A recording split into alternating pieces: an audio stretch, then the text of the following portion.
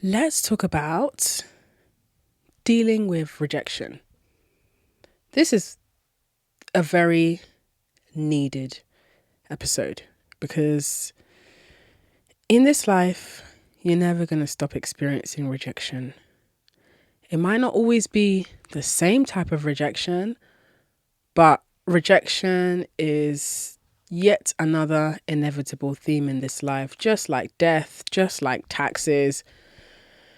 You just have to learn to roll with the punches, right? But not all punches land the same. Some punches hurt more than others, okay? And I get it, especially when it's a romantic punch, all right? When a man makes you feel rejected, that shit be hurting, right? It's just not nice. The instances where you might feel rejected by a man is, you make the first move and he's not interested. And you feel that sting of shame. You feel that sense of, damn, I thought I was getting somewhere with this. I really thought I was empowered and I was going to shoot my shot. And I guess I've learnt why I shouldn't be shooting my shot then.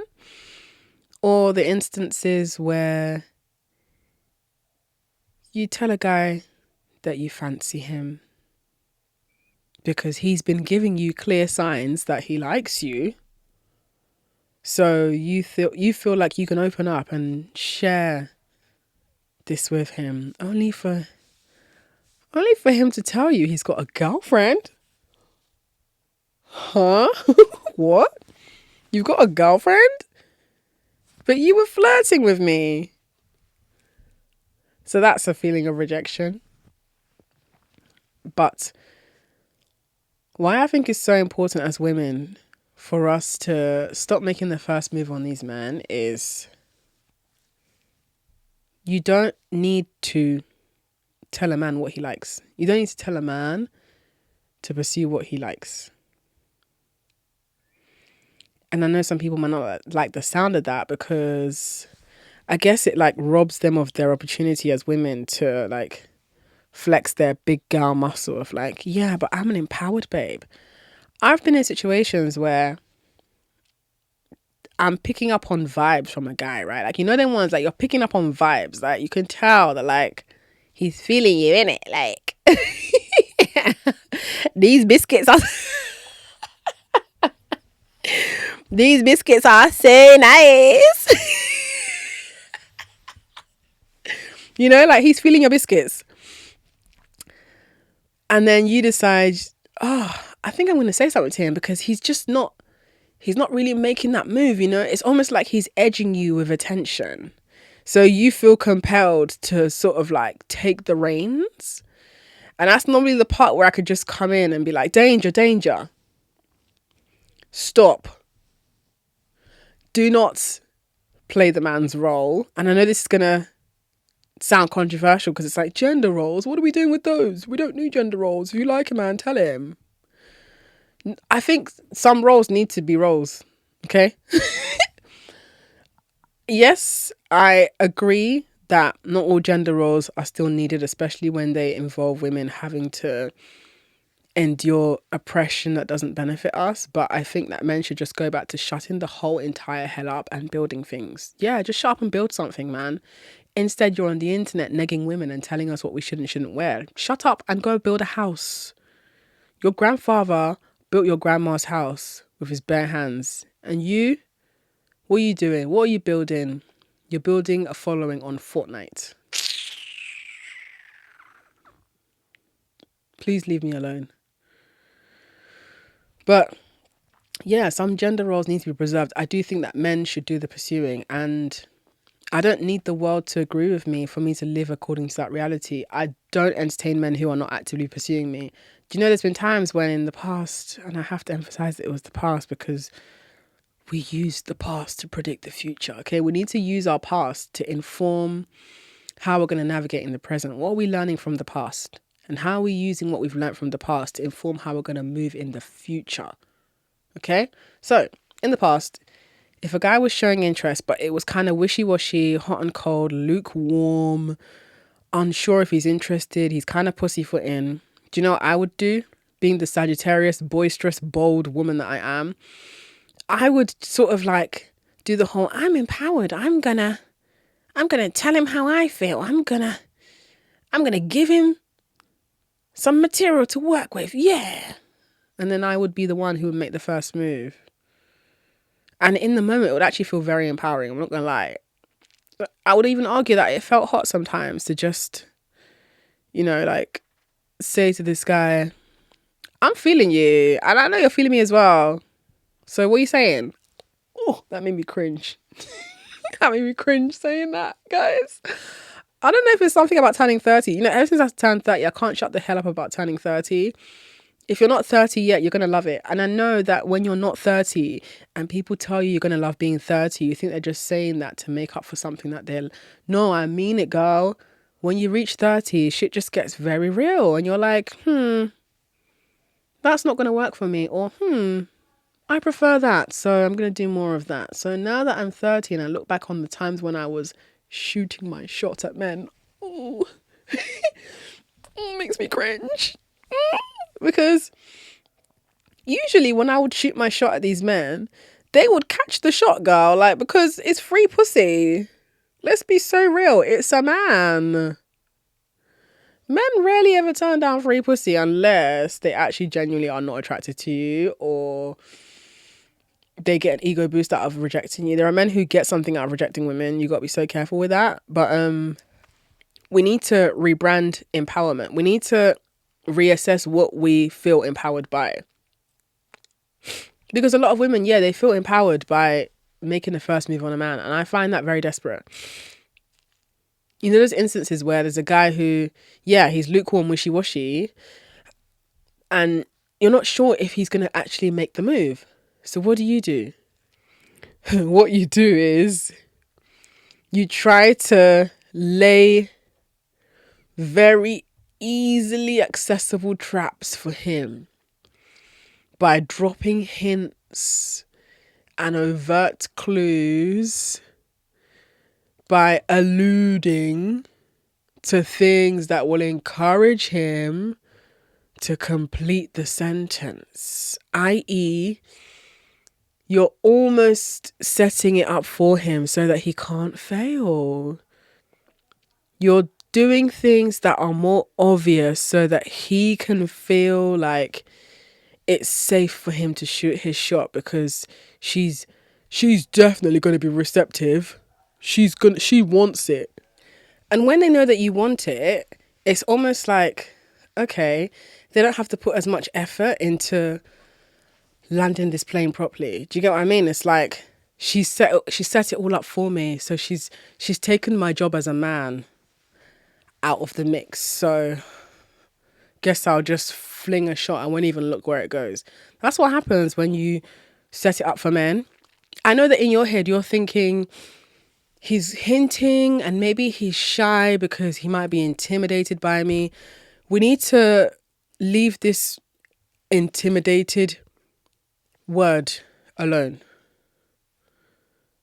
The reason I say that is because when you cling on to that language, you miss out on the opportunity to really acknowledge the thing for what it is. Instead of saying he's intimidated, just say he's uninterested. It's better to believe that a man is uninterested than to cling on to this belief that he's intimidated. Because, okay, intimidation usually means fear, right? What's he scared of? What's he scared of? Because if a man is scared of rejection, then that's his own flaw and failure as a man. You can't make up for him feeling scared of you rejecting him, because usually if a man is scared you're going to reject him, then he knows where he stands. He knows that he needs to cut his coat according to his size, babe. He knows that, maybe he's not going to be compatible with someone as established and beautiful and as successful as you. And you need to accept that. Don't try and lay hints for him. I've made that mistake and I've felt disgusting afterwards. I've given myself the ick from looking back and being like, oh, I was doing that thing, wasn't I? Yeah, I was I was dropping the hints for him and he was not taking them. Look, listen, yeah, let me tell you something. If a man fancies a woman, whether she drops a hint or not, he's going to make his efforts known. And if at all you decide to drop a hint, he'll grab it while it's still in the air. He won't even wait for it to land. But my thing is, my rule of thumb is if I have to drop a hint to a man, he probably doesn't like me. And that's okay. Do you know, a man not liking you is not a moral failure. I know that women identify so much with morality and goodness. A man not liking you is not a failure, okay? There are many reasons for a man to not like you. One of them is he's realised he can't afford you. He can't afford to provide for you. Men are not going to come and tell you, it's come to my attention that you are too expensive for me and I cannot afford you. Therefore, I'm going to leave you alone because I would not want to waste your time and put you in a position where you need to deal with a man who is not going to pull his weight. They're not going to say that to you. They're going to bow out disgracefully, i.e. they're going to ghost or they're going to hover just watching your stories until one of you passes away. Men are never going to create a clean cut exit. Don't expect them to do no fucking handover or sign off on email. Yeah, it's officially done. Don't expect none of that, girl, because that is an acknowledgement that they failed and they don't want to acknowledge that they failed, girl. They'd rather create a delusional storyline in their mind that they are just too good for you as a woman and, you know, they know that as a man, you, the woman, are not on their level. And it's usually these creative musician guys that love to do that. That's why it's like, don't be putting yourself in a position to be rejected by these men. My more modern, more recent rule of thumb is I really enjoy rejecting men before they get the chance to reject me. You got to be a sharpshooter though. You got to get in quickly. And someone's going to call this toxic. Yes, it is toxic. Yeah. Yeah. Men love toxicity though, so. But yeah, it is toxic because you guys call everything toxic these days. I'm not concerned about being a good person. I'm concerned about leaving with my head held high as a woman. Okay, if you want to call that toxic, feel free, baby. I am sulfuric acid up in this bitch. Anyway, you might be wondering, what does it mean you reject him before he rejects you? So, again, you might have heard me say this before on the podcast, but it's going to be something that I'll say quite often because it usually aligns with the context of what's being discussed, being that I sit on the fence when it comes to blocking.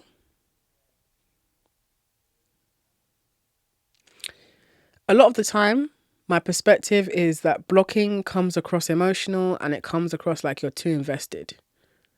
Other times, blocking is the absolute best thing you can do. Scenarios where I feel like blocking can come across too emotional and too invested is when, for example, you block a guy, maybe like, let me think of when I blocked a guy and I've maybe been a bit too emotional. Yeah, like a guy who you fancy. You didn't tell him that you fancy him, but like, for whatever reason, maybe you had like I don't know, something didn't really work out between two of you, but like, you could have phased him out instead. Some men deserve to be phased out rather than blocked. But then there are some men who you need to block because they don't need to have your personal number. They don't need to know you like that. And yeah, access to you needs to be revoked with immediate effect. As you start to experiment with blocking men more and more, you will start to discern and develop your own filter of what you think requires blocking and what you think requires just being ignored out of existence. But for the most part, When I say I sit on the fence, I'm still leaning closer towards blocking men though. Because I'm reaching a stage where I don't really care if a man thought I was being emotional, because you still don't have access to me anymore. I made the choice to reject you. It's still an act of rejection to block someone. I got there before you did. Because now I'm seeing it as a game. I stopped seeing blocking as like, I don't want to come across like I was affected. It's going to come across that way if someone wants to see it that way. But what they will have to still sit with is, this girl actually doesn't even want to talk to me again. That's crazy. Wow.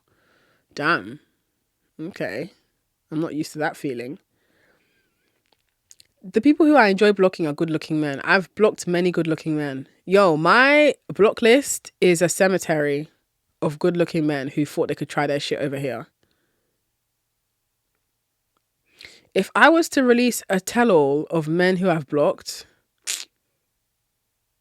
I feel like I'll get cancelled, because women will be like, you shouldn't have blocked him. He could have been a prize. He could have been an opportunity. Opportunity for what? Opportunity for me to be treated badly. I believe in rejecting men before they reject you, because this is a game. Men see it as a game. Now, this is interesting though, because there are women who look at their relationships with their boyfriends and they're like, I could never see that as a game. It's not a game. Like, it's an organic relationship. There's no game playing. It's about honesty. It's about transparency. It's about respecting that person and not treating the relationship like a opportunity for an ego stroke or a tit for tat. And as you're saying all of that, I'm looking at you and I'm just nodding and I'm okay. Mm-hmm.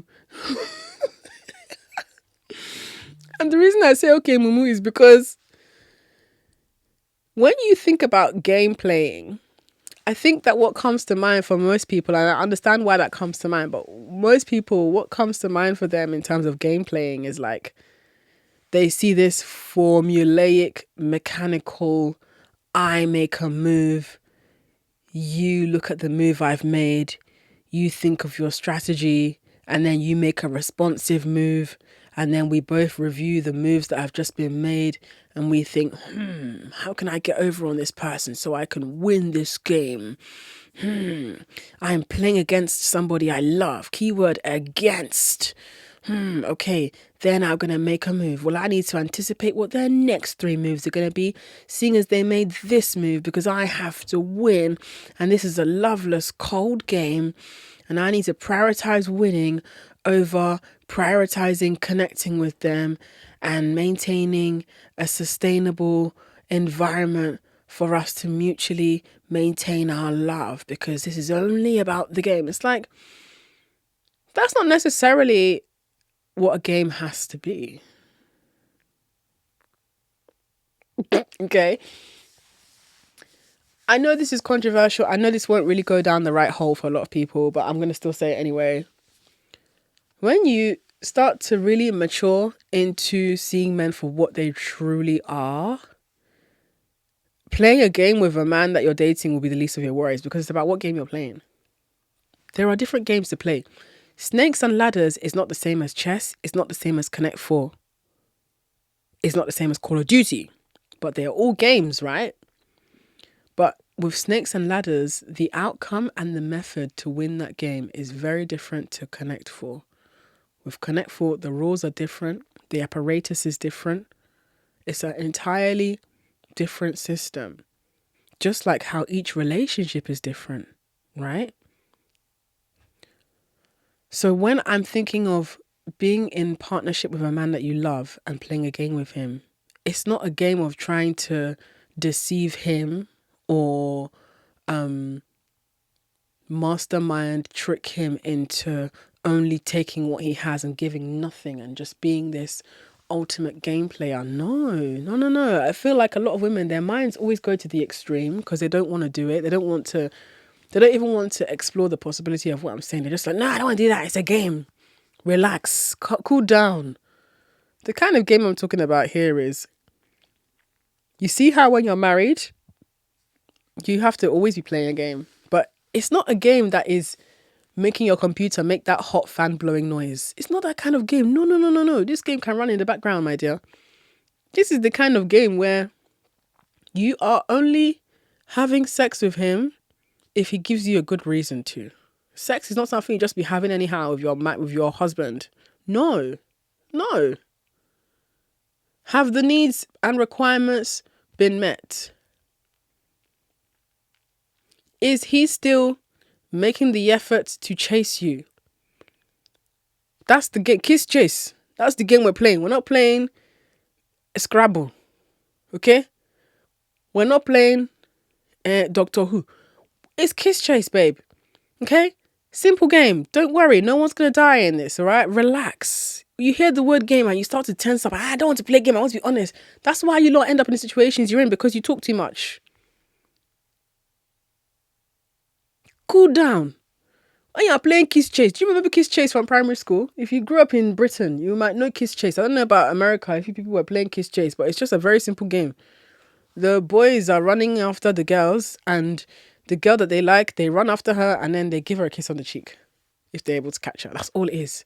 So how I liken that to being grown adults who are married to each other, the grown adult version of Kiss Chase is your husband needs to work for the pussy. I don't care. I don't care that you want to, I don't want to play games. I want to be honest. Yes, you can be honest about what's required of him to work for the pussy. Is that not honest? If people want to tear my shirts, I said, I agree with you. You want to be honest. You want to open your mouth and tell him everything. Tell him what the rules are for the game. The rules are, I expect XYZ from you. I expect X in my account by the end of the month.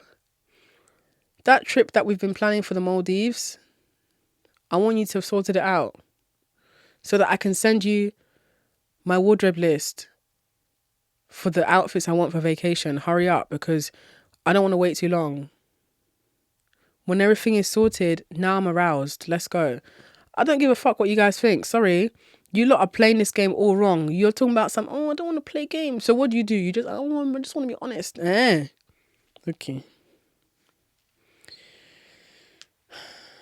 You need to know what kind of beast you're dealing with. You're not marrying a woman, you're marrying a man. If you're marrying a woman, then that's where I can genuinely say, I don't think you necessarily need to play a game. I really don't. I genuinely feel like if you're dating and marrying women, you can afford more to sort of like, within reason, of course, relax into the spontaneity and the natural current of the relationship. But if you're dating men, I'm sorry, babe, you're going to need to keep your blinders on. You need to constantly check your rearview mirror. You need to be conscious and awake. You need to know what you're doing. You lot want to switch your brains off. You don't want to think. You want men to do the intellectual heavy lifting for you. They're not going to do it for you, babe. Men are not going to just wake up and assign you the worth that you deserve just because. Men will take you at whatever bargain they can get you at. And my God, they hope that you will lower your worth for them. It's a cold world. The game is the game. And remember, not all games are necessarily evil. I don't think men are necessarily evil when they're trying to, like, get you at the most convenient version of yourself for them. Most people don't want to work. But unfortunately, the best things in life have to be earned. And men should earn. Men should work to earn it.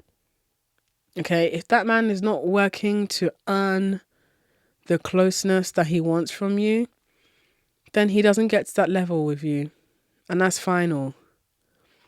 But this all falls under the umbrella of reject him before he rejects you. You need to get there first, I'm telling you. Because it actually works out better for you in the long run, even with that relationship with the man. Let's say you're in a dating phase with that man and you decide, you know what, I've had enough of this. And you actually decide to reject him. That can actually make him more fond of you. Because men are peculiar beings. They actually do get a little like turned on by you cutting them off, because they're like, she's able to live without me. Why?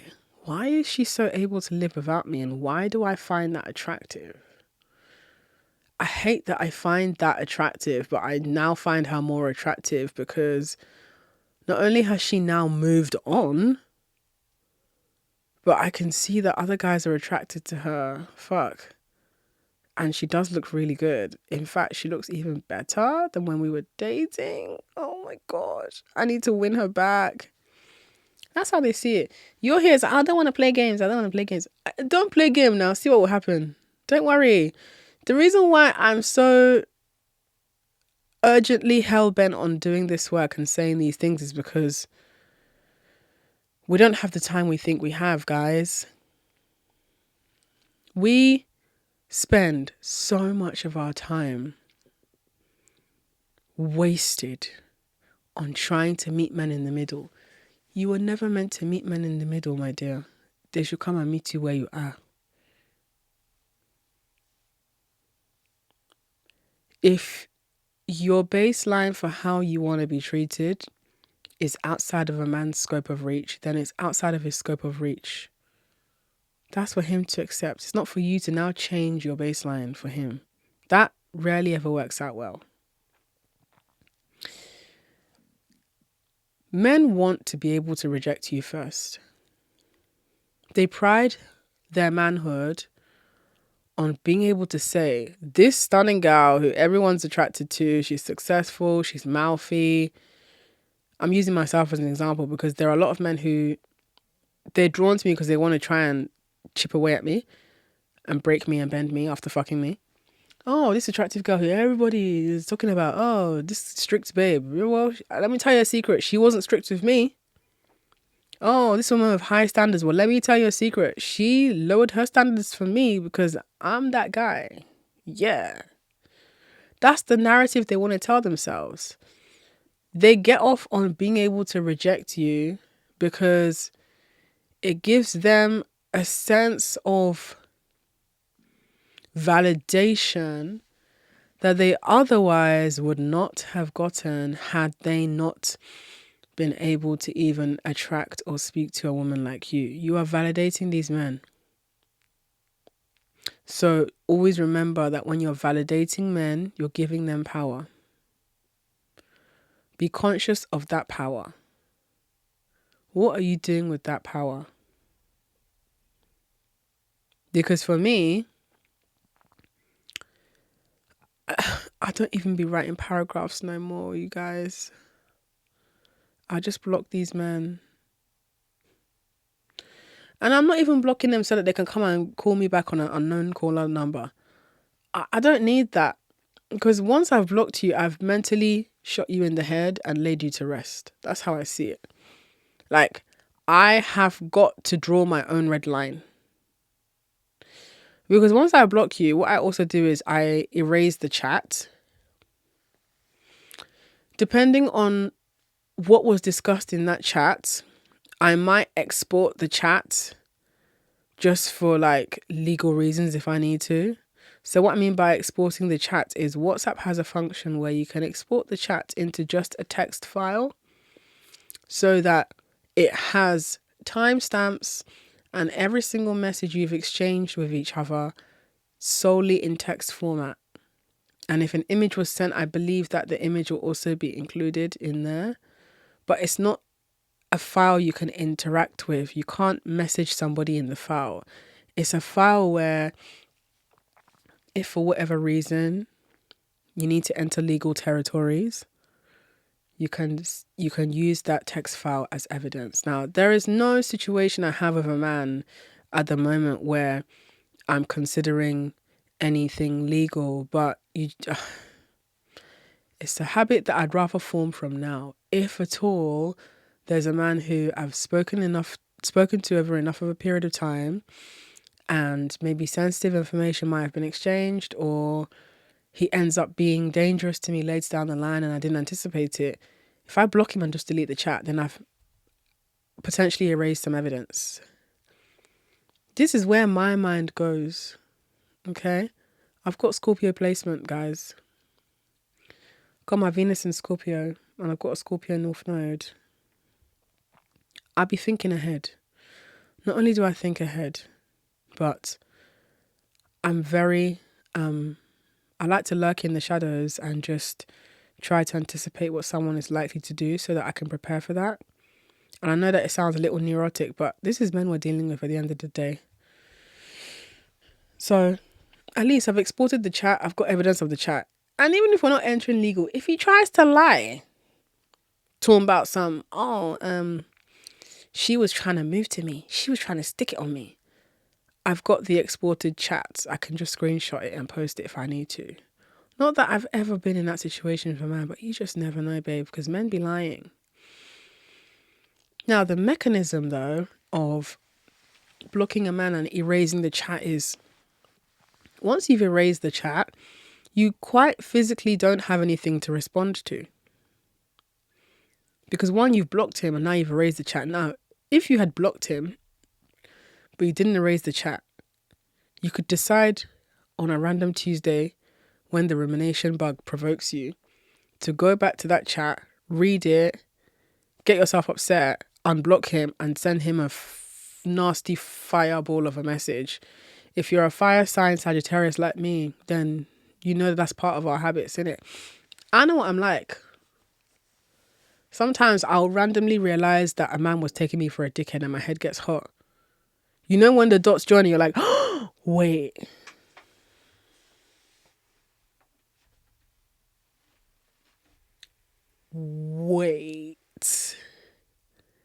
He thought I was a dickhead. Oh, he took me for an idiot. I just joined the dots. Even though you're joining the dots 2 months later. I just joined the dots. I'm going to unblock him and tell him about himself. No, you tried me. Old me used to be like that when I was in my earlier 20s, but I've grown out of that now. Praise Jesus. Hallelujah. I've grown out of that. You're not catching me doing that anymore. Now, because I erased the chat, I can't respond because it's going to look crazy. Like, what am I going to do? Start an empty conversation? No. So you need to learn how to stop yourself from repeating old cyclical behaviors after you cut a man off. Because oftentimes when you cut a man off, that's not really where it ends. Especially for you. You might reject him and still be ruminating. Which is an understandable part of the process because I'm not entirely against rumination as long as the rumination serves the purpose of prevention for it to happen again. I also think that rumination is very affirming and validating if what you're ruminating on is how he had you fucked up, where you might have let yourself down, and what to look out for again in the future. That is what I spend my time doing when I catch myself ruminating. I'm not above rumination. I've got a Gemini moon. I'm very neurotic, guys. And I don't use that word lightly at all. I know what I'm like. You need to know thyself. I know what I'm like. And I play to my strengths. The same way having a Gemini moon means that you're mentally restless.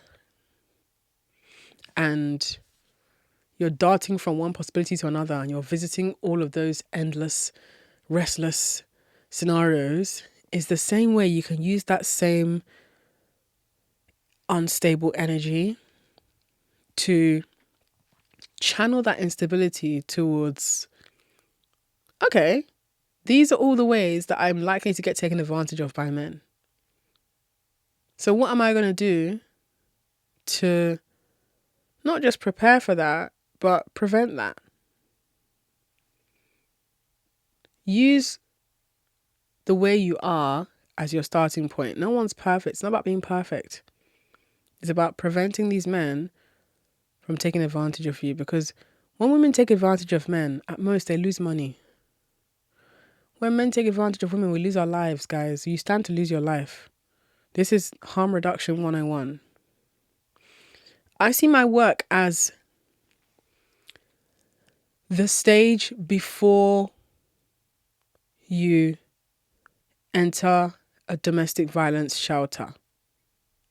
Does that make sense?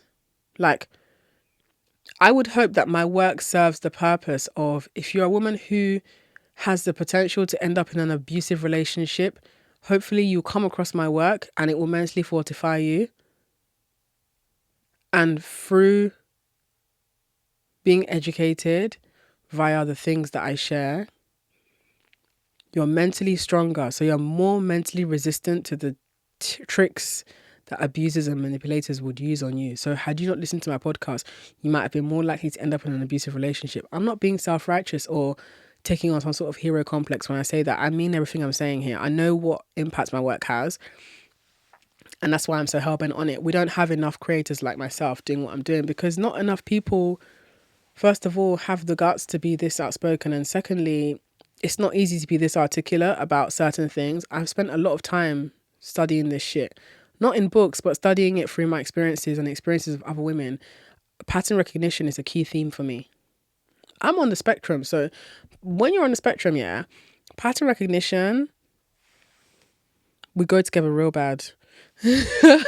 Because we use pattern recognition to like anticipate what's likely to happen.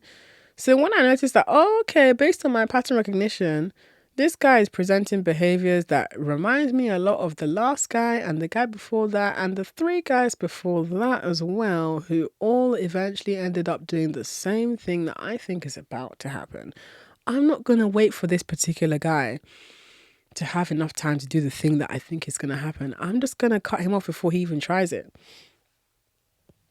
That's how you reject them before they reject you. Get there first. There is a saying, I'm not quite sure how the saying goes, but the gist of the saying generally is the person who leaves first wins. And this is in the context of like dating and stuff.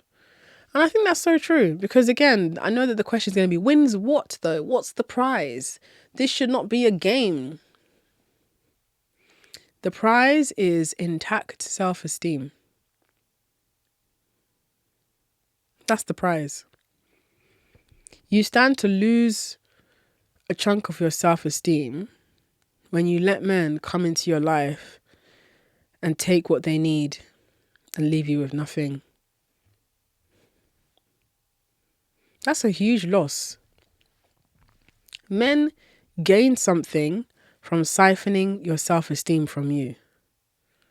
That's why this is bigger than just, I don't want to play games. I just want to be transparent and spontaneous. And what about love? Girl, you're an adult.